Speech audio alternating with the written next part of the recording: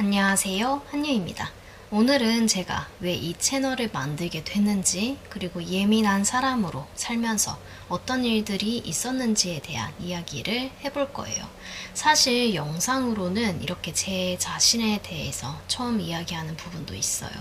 글이나 인스타툰으로는 조금씩 풀어왔는데 말로 꺼내는 건 또 다른 느낌이더라고요. 작은 소리에도 신경이 많이 쓰이고 남들은 그냥 넘기는 일에 혼자 오래 생각하고 하루가 끝날 때쯤엔 이유 없이 지쳐있는 분들이라면 아마 이 영상이 꽤 익숙하게 느껴지실 거라 생각이 듭니다.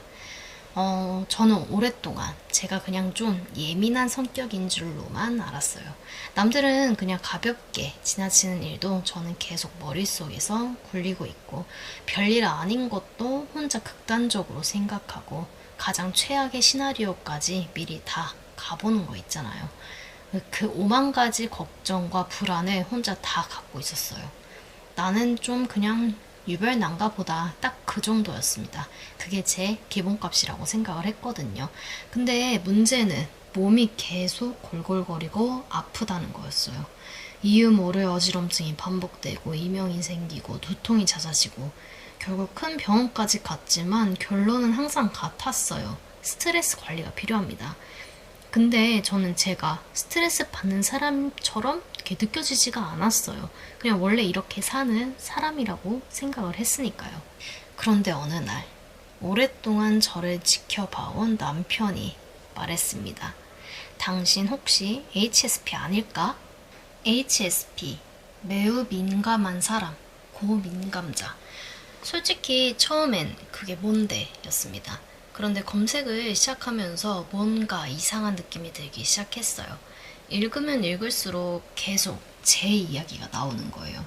그리고 HSP의 대표적인 특징 5가지가 있는데요. 첫 번째, 감각 처리 민감도가 매우 높습니다. 빛, 소리, 냄새, 온도 같이 자극을 훨씬 강하게 처리를 해요. 조용한 카페에서도 옆 테이블의 대화가 일반인보다 더 잘 들리고 형광등 깜빡임이 신경 쓰이는 분들이 있죠. 네, 그게 바로 접니다.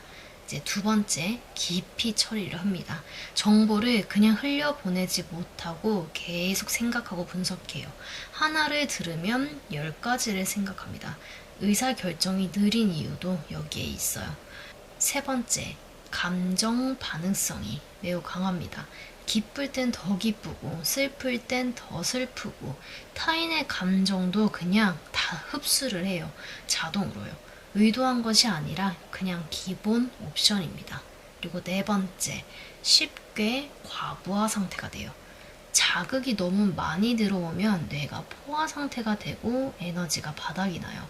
사람 많은 곳에 다녀오면 혼자 회복 시간이 좀 많이 필요한 분들 공감하실 거라고 생각이 드네요. 그리고 5번째, 미세한 것들을 아주 잘 잡습니다. 분위기 변화, 상대방의 표정, 그리고 말 사이의 뉘앙스, 남들이 못 보는 걸 저는 자동으로 캐치하고 있습니다. 읽으면서 솔직히 약간 어이가 없었어요. 이게 싹 다 나를 정의하고 있는 거잖아요. 그리고 이걸 뜻하는 용어가 있다는 것을 이제 알게 됐다는 것. 이게 조금 어이가 없었죠. 그리고 나 이상한 거 아니었네. 이게 저의 첫 번째 반응이었습니다.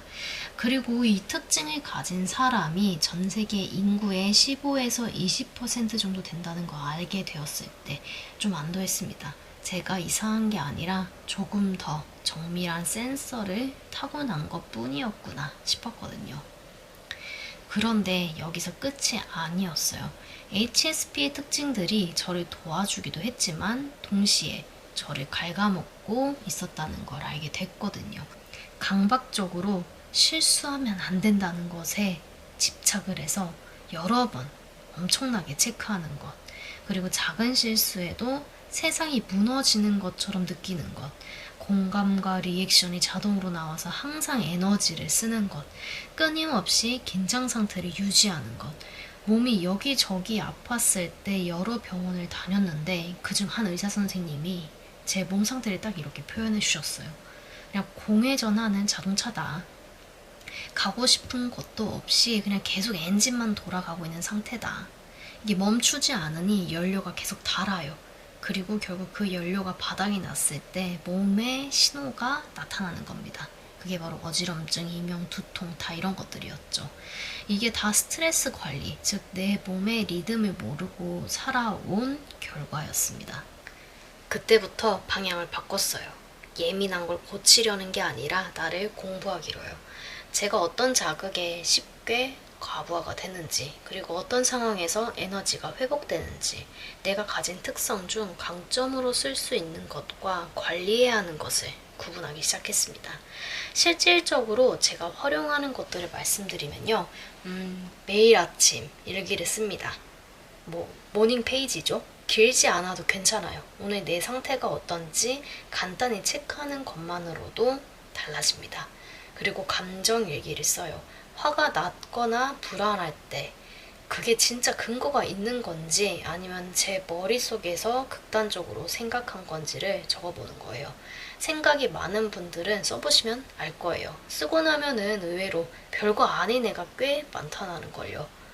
그리고 인스타툰을 만들면서 HSP에 대한 과학적 팩트를 찾고 공부하는 것이 저한테는 엄청 도움이 많이 됐습니다. 직접 찾아보고 정리하니까 이게 내 것이 되더라고요. 한 가지 꼭 말씀드리고 싶은 게 있어요. 예민함의 특성이 모두 강점이라는 말을 하려는 게 절대 아닙니다. 강점이 될 수 있는 걸 잘 다듬고 나에게 해가 되는 건 털어내는 것. 이게 바로 핵심이라고 생각을 합니다. 그러려면 우선 나 자신을 잘 알아야 해요. 내가 어떤 사람인지, 어떤 상황에서 무너지고 또 어떤 상황에서 빛나는지, 저는 이 과정을 나 사용 설명서를 한 줄씩 써내려 가는 것이라고 생각을 하고 있습니다. 아직 저도 계속 쓰고 있는 중이에요. 완성된 것은 절대 아닙니다. 근데 이게 한 줄씩 늘어날 때마다 내가 나를 조금씩 더 이해하는 느낌이 들게 됩니다.